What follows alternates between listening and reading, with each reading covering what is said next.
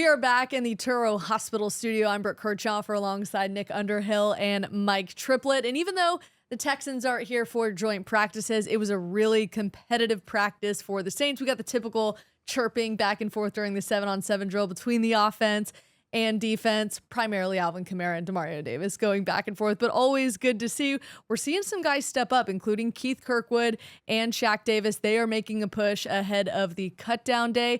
And also what's been going on with Elante Taylor. We break it all down in today's show. Yeah, Mike Thomas had a good day too. I thought one of his better days running routes. So yeah, as Brooke said, we're going to get into all of that stuff. And as always, we are presented by PJ's Coffee. So make sure you start every day with them. And if you have any medical needs, check out Toro, the LCMC medical network. They have doctors that do everything. So whatever you need, they got your needs covered. And the other person that always has your needs covered is Matt Bowers. If you need a new vehicle, go check out one of his many dealerships around the Gulf Coast region. I vouch for him. That's where I buy my car, so you should too. The NewOrleans.Football show is proudly presented by PJ's Coffee. PJ's Coffee has some of the best drinks that you can find. They have locations all over the city. They have pastries and everything else you need to get your day started. So go check them out. For fast relief coffee. Mike Hoss here. When the AC goes out and it's hot outside, every second counts. For over 40 years, Keefe's AC Heating and Electrical has helped thousands of families stay cool in the sizzling hot months. Keefe's Get You Cool in 3 hours or less guarantee is what our customers love the most on the North or South Shore. Call Keefe's. We'll get you cool in 3 hours or less guaranteed. Keefe's Air Conditioning and Heating. And now electrical. For fast relief, call Keefe. Moe's Barbecue is located in Metairie. They have your game day needs taken care of. Whether you're tailgating or watching the Black and Gold or LSU at home with friends, Moe's has you covered. Order pulled pork, wings, ribs, sides, and more. Come in with the family for lunch and dinner, as our kids' meals will please even the pickiest of eaters. Tailgating, parties at home, lunch and dinner, Moe's Barbecue will handle it all. Moe's Original Barbecue, 1101 North Causeway Boulevard between 48th and 49th Street in Metairie. Call 504-407-5333 for your catering order today. 504-407-5333. Moe's Original Barbecue in Metairie. Hardhide Ponchatoula Strawberry Whiskey is an 86 proof blend of aged wheat bourbon, American light whiskey, and fresh Ponchatoula strawberries. Blended in New Orleans, it is not for the thin-skinned. Look for it in your favorite stores, bars, and restaurants. You better call Botto if you need legal help with any of the following: car wrecks, offshore injuries, 18-wheeler collisions, maritime and Jones Act, hurricane and storm claims. You better call Botto at 504-323-7777 or 985-303-7777 for your free consultation and case review. NewOrleans.Football is proud to be sponsored by Firehouse Subs. Make sure you check out their location on Veterans Boulevard. All right, let's get into the show.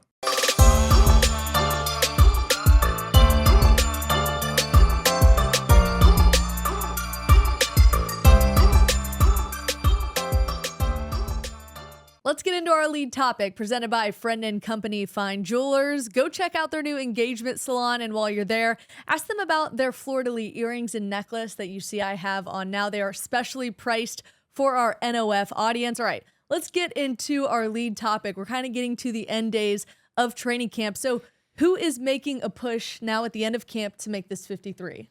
Well, I think the one guy that's kind of just risen from nowhere, sort of, and he had some hype kind of going into camp a little bit. We liked the way he was moving around in rookie mini camp and the OTAs and all that. But I think it's Shaq Davis, and he was quiet for quite a while. And now all of a sudden he's kind of popped onto the scene. Brian Edwards is out of here. Traquan Smith is, I don't know where, doing whatever he's doing, trying to get ready to get back on the field. But he's making the most of his opportunities right now. He was practicing, it looked like a little bit higher in the order today, and making plays in practice today now too. So I think he just got like a little bit of confidence, and now he's off and rolling. I don't know if it's enough to make the team, but he's probably doing enough to find a way to stick around here one way or another, whether it's on the team or the practice squad. It's crazy. We haven't done our final 53-man roster projections. I don't know how I can put A.T. Perry and Shaq Davis on the same one. They both fill a similar niche, like a young, developmental, long, tall, lanky receiver. It's hard to keep both of them. And I am always, every year, I'm like a broken record. I'm always like, everybody's like, well, you can't sneak him onto the practice squad. You can't pass him through waivers. You can't pass. And I'm always like, everybody has these, everybody has 8 receivers they love right now. Everybody has an Ellis Merriweather. But Shaq Davis looks so good in that game. and he's got such a unique frame. He could be one of those guys that you can't sneak through waivers. So it is a little bit of a risk. It's going to be really hard. Look, another guy you mentioned, I mean, Traquan Smith's absence and possibly not being ready for week one could create an opening. But Keith Kirkwood, I think, is going to be the guy who's either on the 53 or don't leave your apartment, don't clean out your locker, handshake. You're going to be on this by the time we practice Wednesday. You're going to be on this team. And one thing that I thought was really interesting, and I followed up with DA yesterday, Keith Kirkwood was one of the guys who didn't play the other night. And like even Tano Pasnione and Colin Saunders were playing. Like it was basically like starters and like veterans who were making the team. And Keith Kirkwood was in that group of guys who didn't play.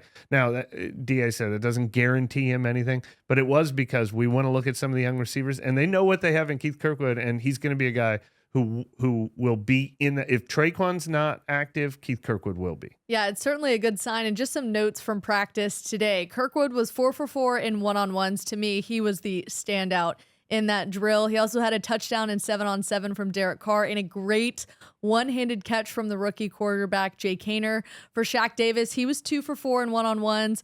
On the two that he missed, it was a pass breakup from Ugo Amadi, and then Anthony Johnson, I believe, had a pick on the other one. But Davis went up for, to me, is better with the contested catches. That's where I'm kind of seeing his range. I know he's just a rookie, but if you add some size onto that guy, he could be dangerous for the Saints if you add some weight to him and he's able to build on the contested catches like we've seen with Chris Olave now heading into year 2. That's something that he's worked on. No, I think that's like the perfect analysis of that, because that does kind of have to be his game. I don't think he's like a separation monster. He's not going to run away from anyone. He has to be able to use his frame to make physical catches, be a little bit acrobatic at times, which we've seen in practices. And he's just got to use his body to create separation, which it looks like he knows how to do. I mean, that is going to be his game. And if he can do that, and if he does get a little bit stronger, it could be something that he's eventually like really, really good at. But we see the seeds of it right now. I like what he's doing. He got a good signing bonus coming in as a UDFA. So he might be someone that's on some other radars because they had to beat other teams to get him. And then if you have this confirmation bias, the thing is though, is that I don't know that he's done enough to make someone go out and cut somebody to get him. And that's going to be the main question. I would maybe try to back off him a little bit in this last preseason game if you want to keep him, but not so much so that people are thinking that you're trying to hide him, because then that raises eyebrows too. So I would maybe just like maybe run plays where he's not a primary read or something. So he's out on the field. You're not hiding him, but you know, it could be something where a team does really like him. I would just be a little bit surprised if they can't cut him and get him on the practice squad. You mentioned him being acrobatic. Jimmy Graham looked acrobatic today. He was back at practice after missing the second preseason game and practice on Tuesday.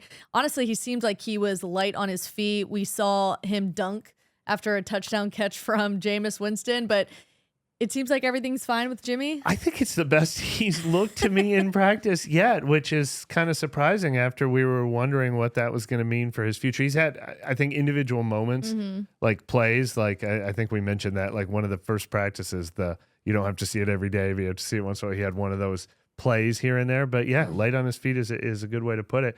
I've been constantly wondering where he fits. Does he definitely fit? Is he definitely on the roster?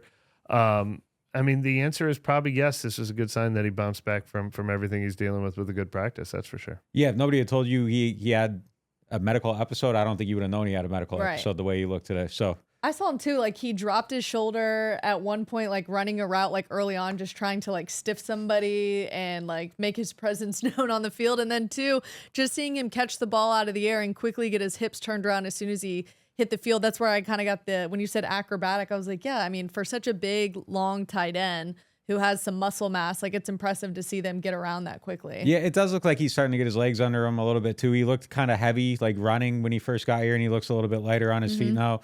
So it seems like things are coming together for him a little bit. You know, if he wasn't Jimmy Graham, I'm not sure that I'd be sitting here projecting that he'd make the team. You know, I don't know that we've seen enough to really feel like he's definitely on the 53. I feel like any other player with any other name, like he's very much on the fringe, and you might even teeter like the other way. But given what he can do, what we know about him, who he is, and that there's probably a very specific role for him, I probably would put him on my 53 if we were doing it. I'm going to put him on my 53, but it's funny.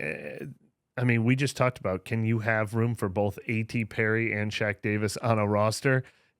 I mean, in some ways, they're all vying for all we do is make contested catches, and we're a big target role. So, I mean, maybe someone like Shaq Davis is competing with him. One guy who's definitely competing with him, though, is Lucas Kroll. Now, look, Lucas Kroll had I don't even think he played himself out of anything the other day. It was just one missed opportunity after another. I mean, there were defenders making the play on the ball. If he would have made those catches, it would have been like, you can't ignore what you saw. Look at the catches I made. He didn't, though. He let the balls get stripped out of his hands. So now Lucas Kroll is absolutely one of those guys going into this game with his status on the line. But I definitely have Jimmy Graham above Lucas Kroll right now. Brooke and I talked about that after the game. Like, if you were scripting the opportunities to make the team, he got 4 of them and he blew 3 and he made a catch on 1. Like, he had the perfect opportunity to just punch people in the face over and over and over, and he just didn't do it. I do say, though, I said this with Kevin or whatever, and he wouldn't let me get away with this. Maybe when you guys will. If we were covering the Chargers, the DB, or was it even a linebacker, who stripped that ball at the exact perfect moment in the end zone, we'd be talking about how that guy just earned a place on the team. That was a perfect pass breakup. Agree. Well, it's been a while since we've done like a full attendance report because it's been kind of the same guys who are out, but just to bring everybody back in, some updates on the day. We'll start with that, I know. But since we're getting down, close to the end, I think it's important that we highlight who has still not been there. So guys who weren't there today, A.T. Perry was out with an illness. Brian Brzee left practice early after he got his eye poked, not gouged, just poked, and we kind of saw him getting evaluated. It was probably more precaution than it was anything else. They took him off the field. Marshawn Lattimore and Calvin Throckmorton left after individual work. They were there today. Dennis Allen said he does not think it's anything serious. Nico Lalos and Smoke Monday were back at practice. Good signs. Cam Jordan and Ryan Ramczyk were vet rest days. Now, the guys who have been out, like not back in a while, it's been Rashid Shaheed, Traquan Smith, Taysom Hill, Jesse James, Landon Young, Darrell Williams, Kirk Merritt, and Ryan Connolly. I see that Lynn Bowden Jr. is on this list that you put out, but he was in the preseason game, correct? Bowden, he's been out the last 2 days. Dennis Allen said they gave him rest after the preseason game since he had been dealing with something last week, but now it's the second straight day that he's not there. So something is still nagging him. Something's going on. And talk about somebody who is one of these bubble guys who needs every chance he can to prove. I'd probably have him off my 53, but it depends on Rashid Shaheed's status. But I think we feel fairly comfortable Rashid Shaheed's going to be back in time for week 1. Yeah, Traquan Smith is really the big question mark. It didn't seem like when Dennis Allen was asked about Taysom Hill today, he said it's just part of the rehab process. Didn't really seem like one way or the other about it. But for guys like Jesse James, Traquan Smith, Kirk Merritt, I mean, these are guys that are actively trying to make the roster. Yeah, I mean, and the odds are significantly against someone like Kirk Merritt. I don't really see how he gets on the team, just given the numbers who they have. He's been in and out, right? Yeah. And he's just not ahead of anybody. He's running behind everybody. There might be an opportunity for him the first 3 weeks when Alvin's out, but after that, I think it's a tough climb for him to find his way on the team. But you can't be missing time. It's you have to make your case every single day. Lynn Bowden needs to make his case every single day. Traquan's opening the door for everybody else. Like, we all had him. We all had him locked in. I think at one point, I still would probably put him on the team. But it's just like, dude, you're like allowing, like, people are starting to make plays now, and we're starting to forget about you a little bit. Yeah. Don't let that happen. Get back out here and claim your spot. The name that is the most fascinating to me, not the most fascinating, but the underrated name on that list is Landon Young, because I have no idea what to project for that backup right tackle spot. Every day that Ryan Ramczyk gets like rest from team drills, like almost every third or fourth day, and it's Storm Norton. But all Storm Norton does is play right tackle. All these other guys are cross-training at multiple positions. And then Storm Norton was one of the guys who had 2 penalties in the game. He had a holding, he had a false start. I don't know if you can use a roster spot on him. I think they really wanted Landon Young to be that backup right tackle. He's been gone with a knee injury for a couple weeks. I don't know if he'll be ready for week 1. Lewis Kidd didn't step up and grab that. We haven't seen them even try James Hurst out. James Hurst looks like he's going to be the starting left guard. So, I mean, I guess Storm Norton is going to make the team just because they need a right tackle unless they find somebody else. They really wanted Landon Young to win that job. I don't know if I love that, man. The penalties were just brutal, and they continue to be on the offensive line. You've got to figure that out. He actually blocked well, though. But yeah, the penalties were a big issue. So you got to be tight. So yeah, and if you can only do one thing, it's a little bit tough. But Ramczyk's so tenuous with his health. Like, it just always feels like that it's a play away from something happening. You have to have a backup. Yeah. You have to have somebody who is. I think you just take the best player at that spot, because the contingency plan almost has to exist. It's almost Tron-ish at this point. And he doesn't miss a ton of time, but it just feels so close, because we know what the knee is. We know what it could be. It's just one of those like rickety things, you know. It's like you step on the board, you hear it squeak all the time. It never goes, but you're always like, is this thing going to go? Like, it could. You So, have to have somebody who can play right tackle. Yeah. I mean, I guess they would throw Calvin Throckmorton in that position, like in a pinch if they needed to. But we've never seen James Hurst take a single practice rep there. Maybe his first year here, he probably was doing that. But like I said, I think he's going to be the starting left guard. Andrus Peat, certainly, if he's the sixth man, he's not going to play right tackle. It was a disaster when he tried to play the right side. He's a left guard / left tackle. So you have to have somebody you trust to play right tackle as your backup. And the fact that they've never experimented with James Hurst doing that makes me wonder who that person. I mean, I guess I'm going to put Storm Norton on my projected 53. I don't know if they can upset two positions by like moving Pete to left tackle and then Penning to right, even because Penning's like still trying to figure out left tackle a little bit. So I don't know. Yeah, maybe if it was season long, like if Ramczyk went down for this, you wouldn't do that for like a 4-week IR. It's probably Storm Norton. It's probably Storm Norton at this point. Well, somebody who has been healthy and continues to trend up, no surprise, is Jawan Johnson. Our money segment presented by Jefferson Financial Federal Credit Union. Is this play we saw today? I believe it was Derek Carr's final pass in the 11-on-11 team period, which, by the way, was a bit noisy. They turned on the noise machine to practice, the silent count. Also for the defense to kind of communicate in those environments, which we all kind of said was weird since the Saints don't have a road game for a while, but it's something they wanted to integrate in.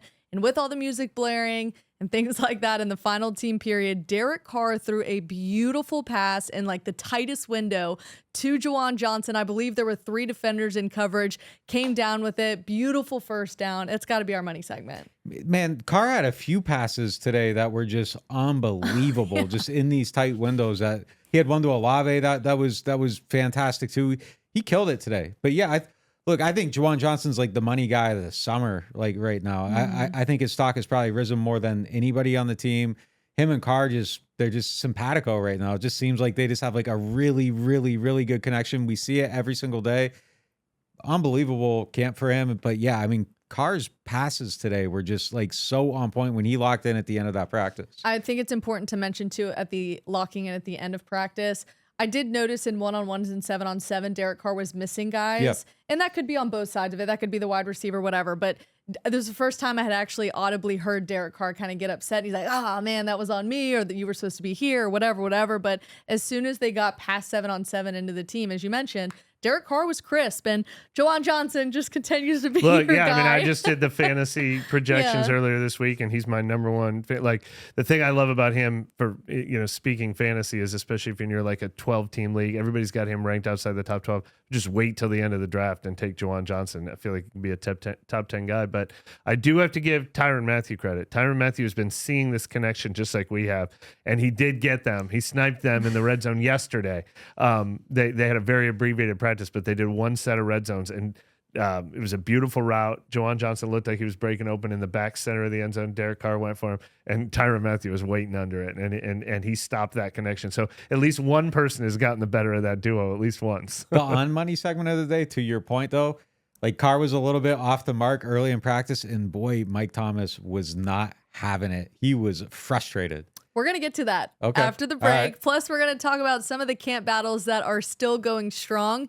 Is Isaiah Foskey finally figuring it out? We'll talk about all of that and much more right after the break. Now, at New Orleans Hamburger and Seafood Company, get our $10.99 shrimp remoulade combos with zesty shrimp remoulade and fried shrimp or catfish for only $10.99. And did you hear? Soft-shelled crabs are back at New Orleans Hamburger and Seafood Company. Life is full of unexpected events, which can come with unplanned expenses. Jefferson Financial Federal Credit Union has a variety of personal loan products to meet your needs. Whether it's treating yourself to something new, paying off an unexpected expense, or consolidating debt, we are here to help. With rates as low as 8.5% APR, a personal loan with Jefferson Financial can help. Don't let life's curveball impact your financial happiness. Apply today at jeffersonfinancial.org. Membership restrictions apply. Federally insured by NCUA. At Turo, we were born for moments like this. From bringing new bundles of joy into the world to delivering what new mothers need to stay healthy. Born to keep hearts beating strong and to keep seniors active and healthy for years to come. Because at Turo, we deliver more than babies. From heart care to cancer care and newborns to seniors, at Turo, we're born to care. Martin Wine and Spirits is home to a selection of hand-picked barrel select bourbon, whiskeys, and much, much more. They are family owned and operated since 1946 and specialize in wine, spirits, gourmet food, gift baskets, catering, and tasting events. They have many locations, so they're never too far away. You can check them out in Metairie, New Orleans, Mandeville, and Baton Rouge, or if it's more convenient, you can always shop online. Whether you're a wine novice or a seasoned collector, you'll enjoy the Martin Wine and Spirit experience.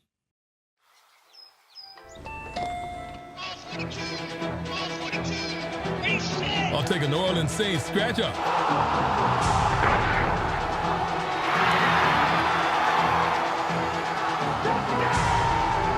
Play New Orleans Saints from the lottery. Just scratch, fold, and punch your way to winnings. Punch your ticket with New Orleans Saints. Win up to $100,000. Enter our second chance drawings, giving you a season to smile.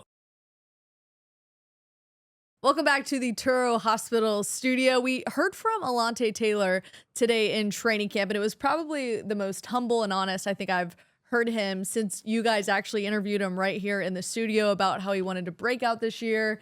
I don't think he knew how much he was going to be working in the slot heading into training camp. I think he was more so thinking he'd be battling more for that outside corner position against Paulson Adebo. But man, they've really been trying to figure out how do we fit Elante Taylor in the slot, and we got to hear from him after practice about that. I don't think I'm at a place to even think about it now. Right now, I'm just going in there, taking the reps that I take, and just let the coaches make the decision. I feel like whatever decision they make, I'll be fine with.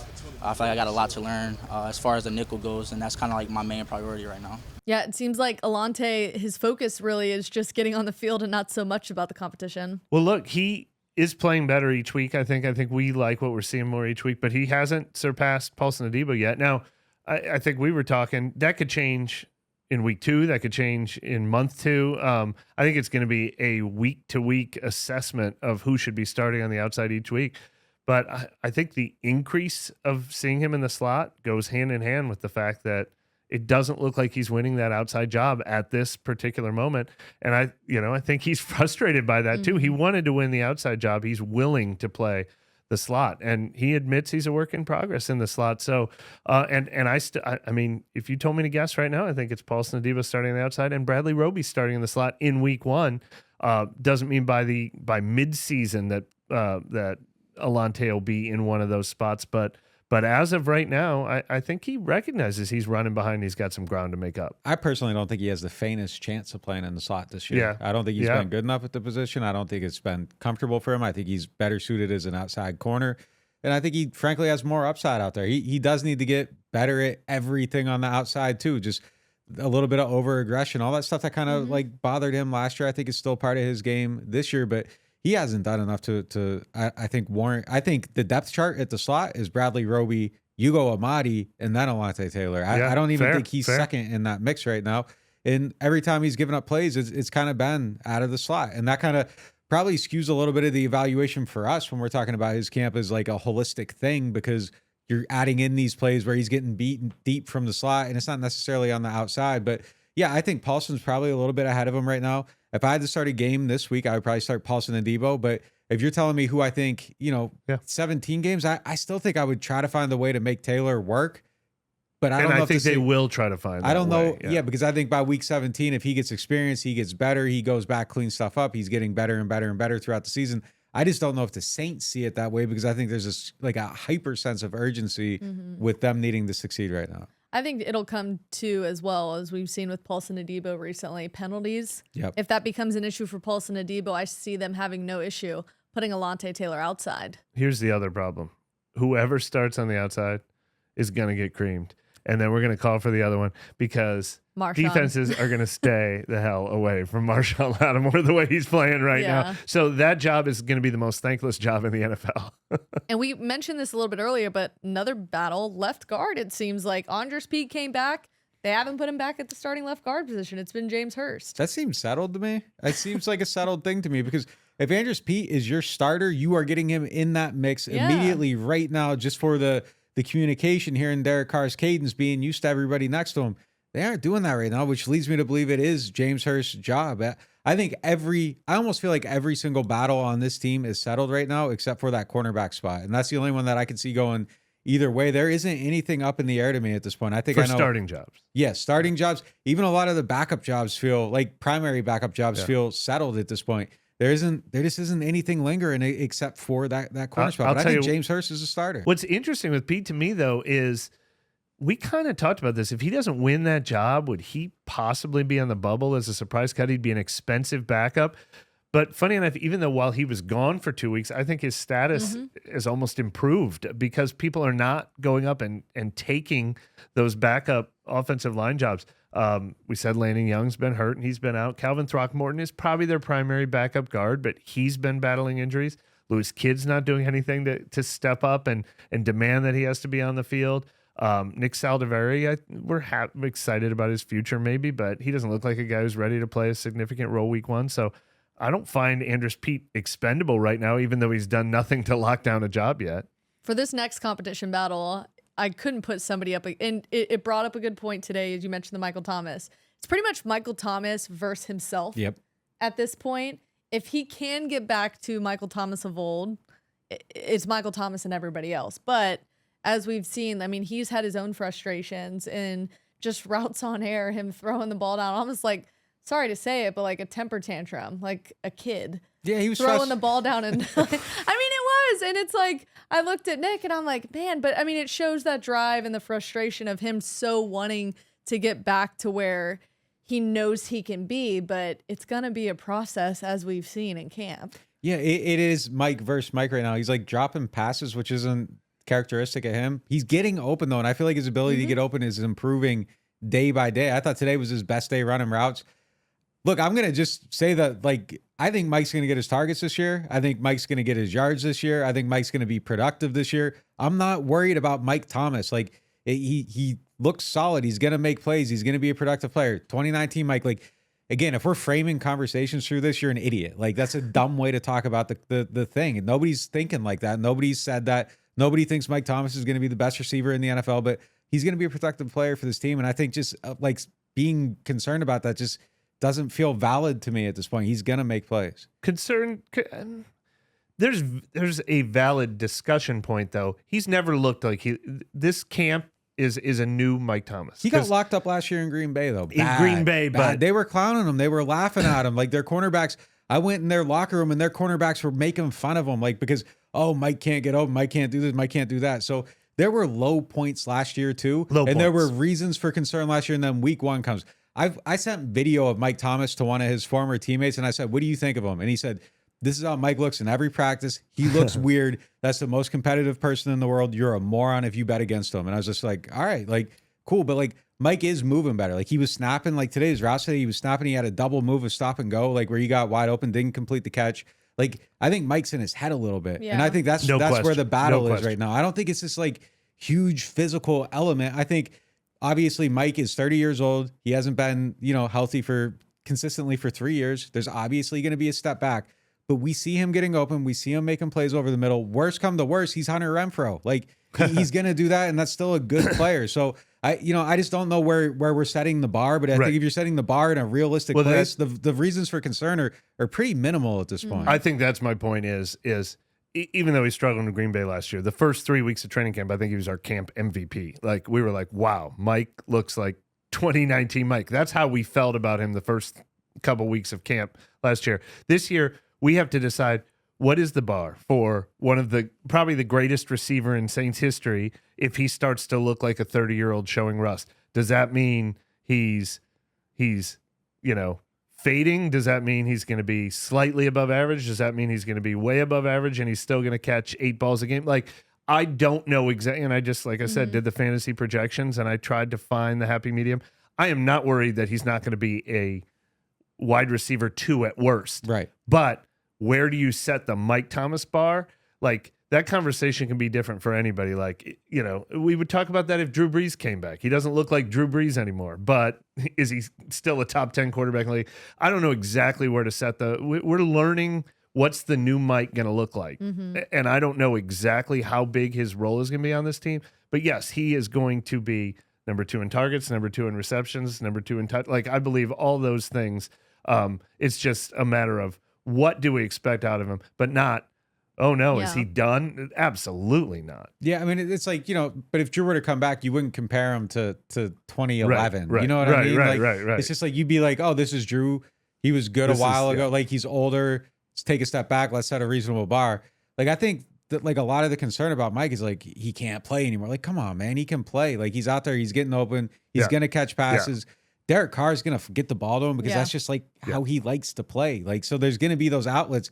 Derek Carr's always made use of people that play close to the line of scrimmage, much like Breeze. So Mike's going to get his catches. It's just a matter of, like, what is it actually going to look like at the end of the year? But even right now after this camp, where it's like, if someone said, like, Mike Thomas is going to lead the team in receptions, but Chris Olave is going to be far and away ahead in yards, I would probably be like, all right, I guess I could see that. Like, I could see it playing out like that. Well, funny enough, I mean, Drew is a fair comparison. I mean, how many times do we talk about Drew and arm strength and what 2019 Drew looked like compared to 2011 Drew? But I'll give you other names who are good comparisons. Cam Jordan, Demario Davis. I mean, like, those, Alvin Kamara. Like, half the team are people, but we don't sit here every day and be like, you know, oh no, Cam Jordan doesn't look like 2016 Cam Jordan right now. No. But he's still the best defensive end on the team, you know? All right, sticking with defense, we're going to flip to the other side of the ball in our Martin Wine and Spirits question of the day.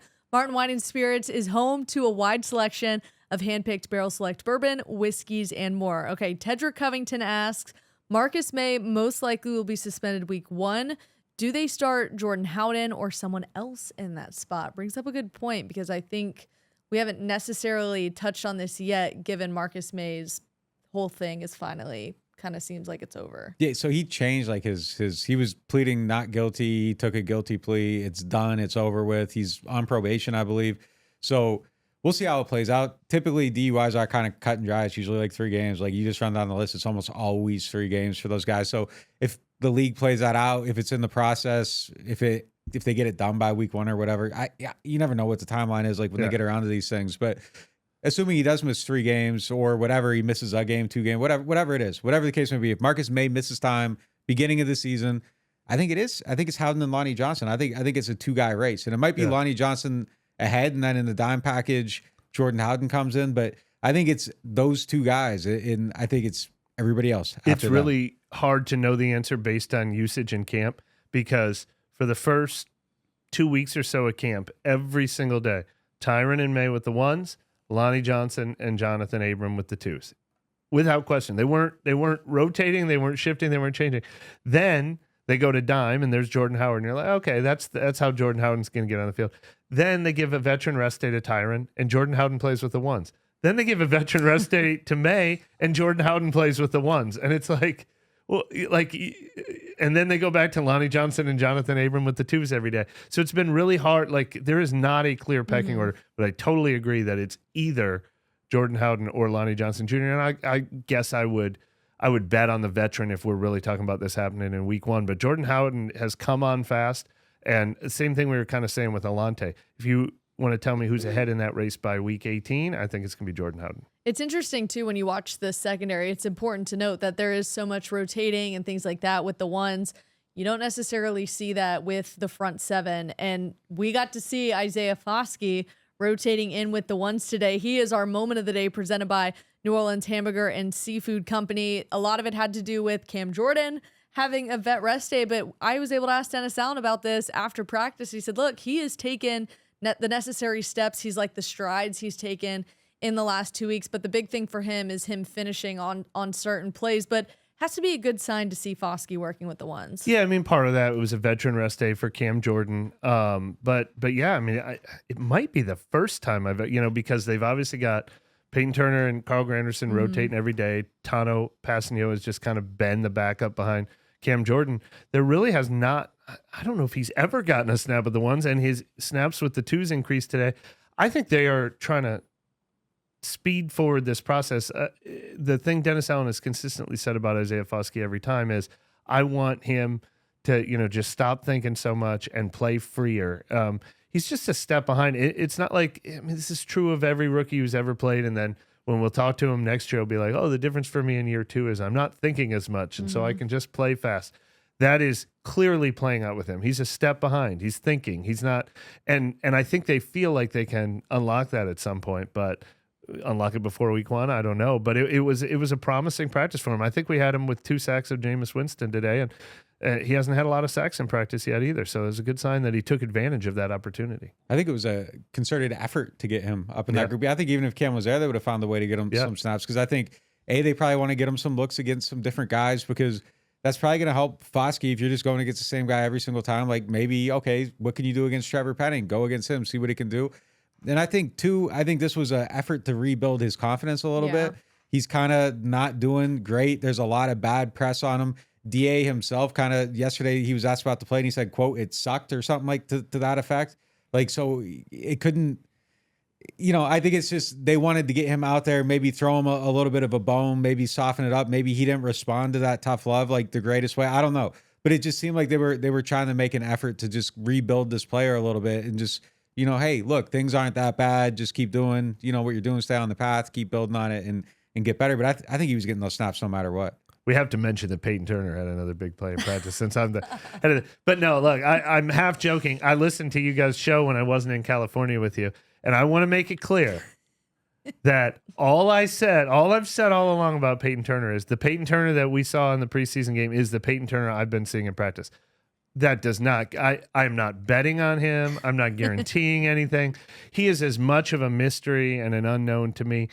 Of course, a defensive end has to prove it on the field. And the other thing is he plays with athleticism and Kevin used the word the other day, finesse. That's not a negative. Like all the people who've complimented talks about how slippery he is. He gets through people. He gets around people a lot.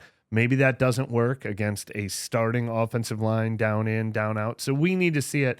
But all I've said is all along, he's flashing like that. He's showing, look at why he was a first-round pick. And I'm glad that that's shown in the game too. I'm not guaranteeing that will translate to the regular season, but what you are seeing in the games from Peyton Turner is what we're seeing, I think, pretty much every day in practice too. Nothing wrong with rooting for the kid.